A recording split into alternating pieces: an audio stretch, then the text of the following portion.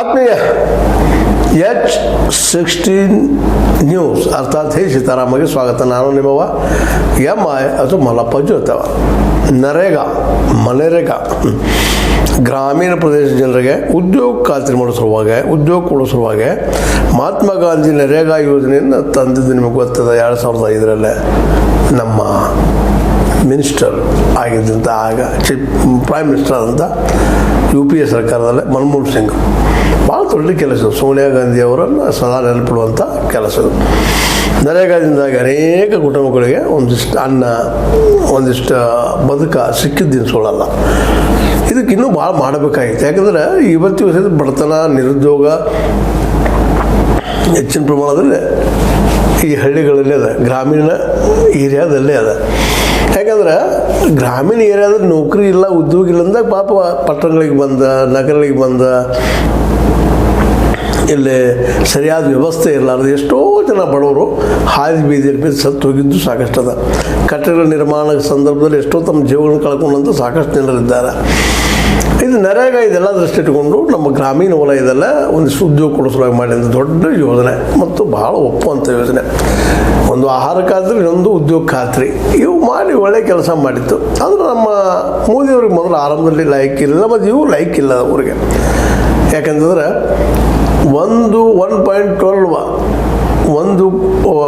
ಒಂದು ಏನಪ್ಪ ಅಂದ್ರೆ ಅವರು ನಮ್ಮ ಇದಕ್ಕಾಗಿ ಆರಂಭದಲ್ಲೇ ಈ ಇದ್ರ ಸಲುವಾಗಿ 1.12 ಲಕ್ಷ ಕೋಟಿ ರೂಪಾಯಿ, 1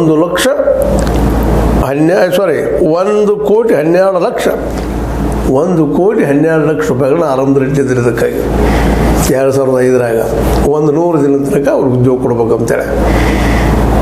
ಇವತ್ತದು ಕೇವಲ 86,000 ಕೋಟಿ ರೂಪಾಯಿ ಇಟ್ಟಿದ್ದಾರೆ. ಅದು ಪೂರ್ಣ 100 ದಿವಸ ಆಗುವುದಿಲ್ಲ, ಕೆಲವೊಮ್ಮೆ ಇನ್ನೂ ಕಡಿಮೆ ಆಗ್ತದೆ. ಅದ್ರ ಜೊತೆ ಮೊದಲು ಕತ್ರಿ ಆಡಿಸೋದು ಜನರು ಸೇರ್ಕೊಂಡ್ಬಿಟ್ಟಿದ್ದಾರೆ. ದುಡ್ಡು ಹೆಂಗೆ ಹೊಡಿಯೋದಪ್ಪ ಇದೆಲ್ಲ ಮನುಷ್ಯರಿಗೆ ಕೊಡುವಂಗಿಲ್ಲ, JCB ಕೊಡುವಂಥ ದುಡ್ಡು ಹೆಂಗೆ ಮಾಡಬೇಕು, ಏನು ಮಾಡಬೇಕು, ಸುಳ್ಳು ರೆಕಾರ್ಡ್ ತಯಾರು ಮಾಡಿ ಹೆಂಗೆ ದುಡ್ಡು ಹೊಡಿಬೇಕು, ಇಂಥವ್ರು ದೊಡ್ಡ ದಂಡನ ತಯಾರಾಗಿಬಿಡೋದಲ್ಲ. ಜನರು ಉದ್ಯೋಗ ಕೊಡೋಕ್ಕಿಂತಲೂ ಈಗ ನಡೆದಕ್ಕಿಂತ ಅಧಿಕಾರಶಾಹಿ ಜನ ಏನಿದ್ದಾರೆ ದುಡ್ಡು ಹೊಡೆಯುವಂಥ ಒಂದು ದೊಡ್ಡ ಏನಪ್ಪ ಅಂದರೆ ಇವತ್ತಿನ ಈ ಮನರೇಗಾದಲ್ಲಿ ದೊಡ್ಡ ಹಾವಳಿ ಶುರುವಾಗ್ಯದ. ಅದನ್ನ ನಾವು ಸಾಕಷ್ಟು ನೋಡಿದ್ವಿ, ಚರ್ಚೆನೂ ಮಾಡಿದ್ವಿ. ಮಾಡಿದ್ರೆ ಏನೂ ಆಗೋದಿಲ್ಲ ಅಂತ ಒಂದು ಮನಸ್ಸು, ಬಟ್ ಹೇಳಬೇಕಾಗ್ತದೆ. ಹೇಳೋದು ನಮ್ಮ ಕೆಲಸ.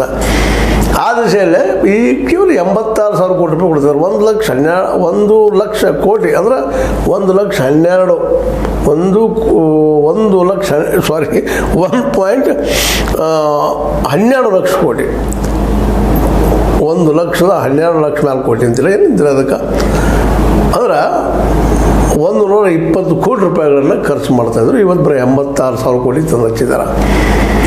ಇದು ಯಾಕೆ ಮಾತ್ರ ಮತ್ತೆ ಹೇಳ್ತಾ ಇದ್ದೀನಪ್ಪ ಅಂತಂದ್ರೆ, ಇದು ಪಾಪ ಎಲ್ಲ ಹಳ್ಳಿಗಳಲ್ಲಿ ಅವತ್ತು ದುಡ್ಡು ತಿನ್ನೋರಿಗೆ ಒಂದು ಉದ್ಯೋಗ ಆದಂಗೆ ಆಯಿತು. ಮತ್ತು ಅಲ್ಲಿ ಒಂದು ಪೇಮೆಂಟ್ ರೇಟು ಹೈಕ್ ಆಯಿತು, ಹೆಚ್ಚಾಯ್ತು. ಮೊದಲಿಗೆ ಅಲ್ಲಿಯ ರೈತರು ಭೂಮಿ ಇದ್ದಂಥವ್ರು ಅವ್ರು ಕೊಟ್ಟಷ್ಟೇ, ಇವ್ರು ತೊಗೊಂಡಷ್ಟೇ. ಇವರ ಒಂದು ಬೆಲೆನೂ ಹೆಚ್ಚಾಯ್ತು, ಇವ್ರು ಮಾರ್ಕೆಟ್ ರೇಟು ಹೆಚ್ಚಾಯ್ತು.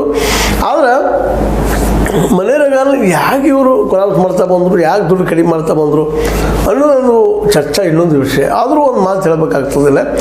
ಆದಷ್ಟು ಈ ದುಡ್ಡಿನ ಉಳಿಸ್ಕೊಂಡು ತಮ್ಮ ರಾಜಕೀಯ ಉಪಯೋಗ ಮಾಡುವಂಥ ಪ್ರವೃತ್ತಿ ಇತ್ತೀಚೆಗೆ ಭಾಳಷ್ಟು ಆಗಿಬಿಡೋದು. ರಾಜಕೀಯಕ್ಕೆ ಮತ್ತು ಅಧಿಕಾರಶಾಹಿ ಜನ ತಮ್ಮ ಒಂದು ಬದುಕಿಗೆ ಉಪಯೋಗ ಮಾಡ್ಕೊಳ್ಳುವಂಥದ್ದು.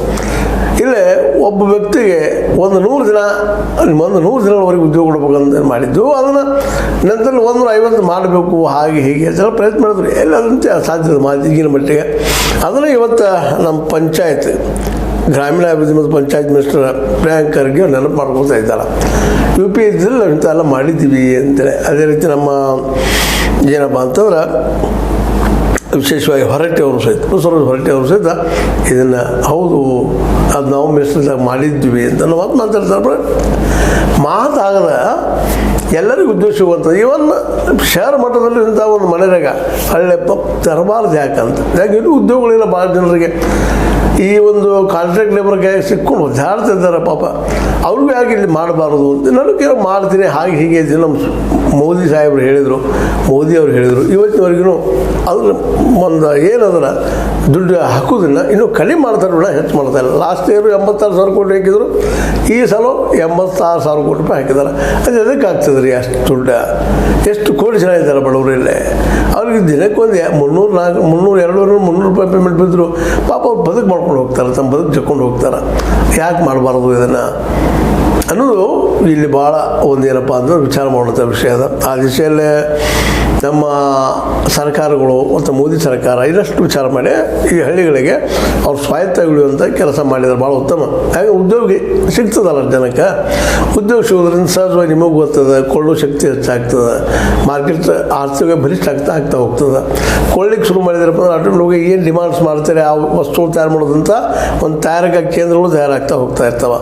ಹೇಗೆ ಒಂದರಿಂದ ಒಂದು ಚೈನ್ ಲಿಂಕ್ ಇರೋದ್ರಿಂದ ಸಹಜವಾಗಿನ ಎಲ್ಲರ ಬದುಕಿಗೆ ಒಳ್ಳೆಯದಾಗ್ತದೆ.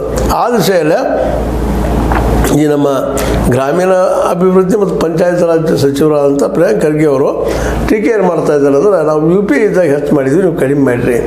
120 ಲಕ್ಷ ಕೋಟಿ ರೂಪಾಯಿ ನಾವು ಹಾಕಿದ್ವಿ, ನೀವು ಬರೀ 86,000 ತಂದು ಹಚ್ಚಿದ್ರಿ, ಇದು ಎಲ್ಲಿಯ ನ್ಯಾಯ ಅಂತೇಳಿ. ಇದನ್ನು ಯಾಕೆ ಪ್ರಶ್ನೆ ಮಾಡಬಾರ್ದು? ರೈತರು ಸಹಿತ ಪಾಪ ಮಾಡ್ತಾ ಇದ್ದಾರೆ, ಇಲ್ಲಂತಲ್ಲ. ಯಾಕಂದರೆ ದುಡಿಯೋ ವರ್ಗದವ್ರಿಗೆ ದುಡಿಲಿಕ್ಕೆ ಹೋಗ್ಲಿಕ್ಕೇನೆ ಅವ್ರಿಗೆ ಸಾಧ್ಯ ಇಲ್ಲಂಥ ಪರಿಸ್ಥಿತಿ, ಉದ್ಯೋಗ ಹುಡುಕಾಟ ಹೆಚ್ಚಾಗಿದೆ. ಸ್ಟ್ರೈಕ್ ಇದನ್ನು ಮಾಡ್ಕೋಬೇಕು ಅನ್ನೋಂಥ ಒಂದು ಸಮಯವೂ ಅವ್ರಿಗೆ ಎಲ್ಲಿ ಇವತ್ತು. ಅದಕ್ಕಾಗಿ ಸರ್ಕಾರ ಏನೇನು ಪ್ಲ್ಯಾನ್ ಹಾಕ್ತಾಯಿದೆ, ಏನೇನು ಮಾಡ್ತಾ ಇರ್ತದೆ ಉದ್ಯೋಗ ಕೊಡ್ಬೇಕಂತ, ಅದ್ರ ಹೆಸರು ದುಡ್ಡು ಹೊಡಿಕಂತಲೂ ನಿಜವಾಗಿಯೂ ಅದು ಉದ್ಯೋಗ ಸಿಗುವಂಥ ಒಂದು ವ್ಯವಸ್ಥೆ ಮಾಡಿ ಅದ್ರ ಅಭಿವೃದ್ಧಿನೂ ಅದ. ಯಾಕಂದ್ರೆ ಗ್ರಾಮೀಣ ಅಭಿವೃದ್ಧಿಯಲ್ಲಿ ಮುಖ್ಯವಾಗಿ ನೀರಿನ ವ್ಯವಸ್ಥೆ ಮಾಡಬೇಕಾಗಿರ್ತದೆ.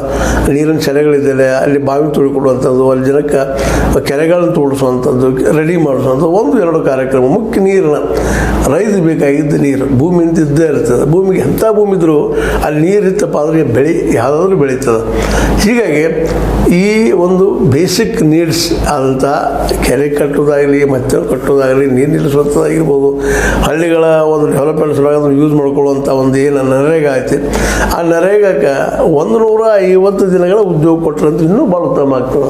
ಇತ್ತು ಗ್ರಾಮೀಣ ಅಭಿವೃದ್ಧಿನೂ ಆಗ್ತದೆ, ಗ್ರಾಮಗಳ ಅಭಿವೃದ್ಧಿ ಆಗ್ತದೆ, ನೀರಿನ ವ್ಯವಸ್ಥೆ ಸರಿಯಾಗಿ ಆಗ್ತವೆ. ಮತ್ತು ಅಲ್ಲಲ್ಲೇ ಈಗ ನಾವು ಹೆಚ್ಚಿಗೆ ಹೇಳ್ತಾ ಇರೋದು ಏನಪ್ಪ ಅಂದ್ರೆ, ಈ ದುಡ್ಡಿನಿಂದ ನಾವು ಈ ಒಂದು ಮಾನವ ಏನು ಶಕ್ತಿ ಐತಿ, ಈ ಶಕ್ತಿಯಿಂದ ಅಲ್ಲಲ್ಲೇ ಆ ಹಳ್ಳಿಗಳಿಗೆ ಬೇಕಾಗುವಂಥ ಕೆಲಸಗಳನ್ನ ಮಾಡ್ಬೋದು. ಆಯಾ ಕೇಂದ್ರಗಳು, ಆಯಾ ಸ್ಥಳಗಳಲ್ಲೇ, ಪಂಚಾಯತಿಗಳಲ್ಲೇ ಇವತ್ತು ಇಡೀ ಈ ದೇಶದ ಇವತ್ತು ಏನಪ್ಪ ಅಂತಂದ್ರೆ ಜೀವ ಶೆಲೆಗಳು ಅಂತ.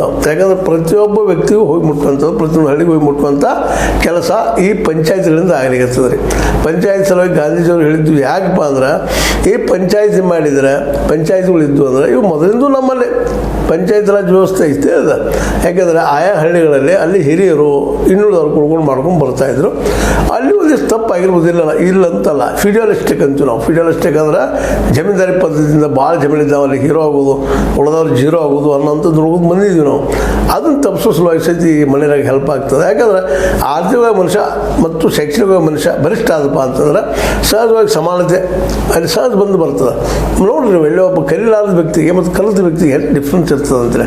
ಈ ಹಿನ್ನೆಲೆಯಲ್ಲೇ ಇವತ್ತು ಉದ್ಯೋಗ ಸೃಷ್ಟಿ ಆಗಿದಪ್ಪ ಅಂದ್ರೆ ಮನೆರೇಗ ಅಥವಾ ನರೇಗಾದಲ್ಲಿ ಮೂಲಕ ಉದ್ಯೋಗ ಸೃಷ್ಟಿ ಆಯ್ತಂದ್ರೆ ಆ ಕೂಲಿಕಾರ ಪೇಮೆಂಟ್ ಹೆಚ್ಚಾದ್ರೆ ಅವ್ರು ತಮ್ಮ ಮಕ್ಕಳಿಗೆ ಕಲಿಸುವಂಥದ್ದು, ಶಿಕ್ಷಣ ಕೊಡಿಸುವಂಥದ್ದು ಎಲ್ಲನೂ ಆಗ್ತಾವೆ. ಅದ್ರ ಜೊತೆಗೆ ಈ ಗೋಡೌನ್ ಕಟ್ಟಿಸೋದಕ್ಕೆ ಜನರು ರೂಪಾಯಿ ಮಾಡ್ಕೊಳಕ್ಕೆ ಬರ್ತದೆ. ಸಿಮೆಂಟಾಗಿ ಕಲ್ಲಾಟ ಕೊಟ್ಟರಪ್ಪ ಅಂದ್ರೆ ಗೋಡೌನ್ ಕಟ್ತಾರೆ ದೊಡ್ಡ ಪ್ರಮಾಣದಲ್ಲೇ. ಅದನ್ನು ಯಾಕೆ ಮಾಡಬಾರ್ದು? ಈ ಗೋಡೌನ್ ಕಟ್ಟಿಸುವಲ್ಲೇ, ಕೆರೆ ಮಾಡಿಸುವಲ್ಲೇ, ಅದ್ರ ಜೊತೆ ಮತ್ತು ಊರಾಗಿನ ಕೆಲಸಗಳಿಂದ ಹಳ್ಳಿ ಕೆಲಸಗಳು ಸಾಕಷ್ಟು ಇದ್ದಾವೆ. ಅವಕ್ಕೆ 150 ದಿನಗಳ ಕೆಲಸ ಹಂಚೆ ಇವೆಲ್ಲ ಮಾಡಿಸ್ಕೊಂಡ್ರೆ, ಯಾಕಂದ್ರೆ ಮುಖ್ಯ ಮ್ಯಾನ್ ಪವರ್ ಬೇಕಾದ ಮಾಡೋದಕ್ಕೆ ಮ್ಯಾನ್ ಪವರಲ್ಲಿ ಇರೋದ್ರಿಂದಾಗಿ ಅವೆಲ್ಲ ಸರಳ ಆಗಿಬಿಡ್ತಾವೆ. ಸಿಮೆಂಟ ಮುಂದೆ ಜೊತೆಗೆ ಉಸುಕ ಅಂತ ಗೊತ್ತದ. ಇವತ್ತು ನಾವು ಉಸುಕನ ಸಹಿತ ಇವನ್ನ ಕಲ್ಲು ಹೊಡೆದು ಮಾಡ್ತಾ ಇದ್ದೀವಿ, ಸ್ಟ್ಯಾಂಡ್ ಅಂತೇಳಿ. ಅವೆಲ್ಲ ಬಳಸ್ಕೊಂಡು ಅಲ್ಲಲ್ಲೇ ಚೆಕ್ ಡ್ಯಾಮ್ಗಳನ್ನು, ನೀರಾವರಿ ವ್ಯವಸ್ಥೆಗಳನ್ನು, ಕೆರೆಗಳನ್ನು, ಈ ಒಂದು ಒಂದು ಮನರೇಗಾ ಅಂಡರ್ ತೊಗೊಂಡು ಮಾಡಿ ಮ್ಯಾನ್ ಪವರ್ ಬೆಳೆಸಿದ್ರೆ ಆ ಜನಕ್ಕೊಂದು ಉದ್ಯೋಗ ಆಗ್ತದೆ.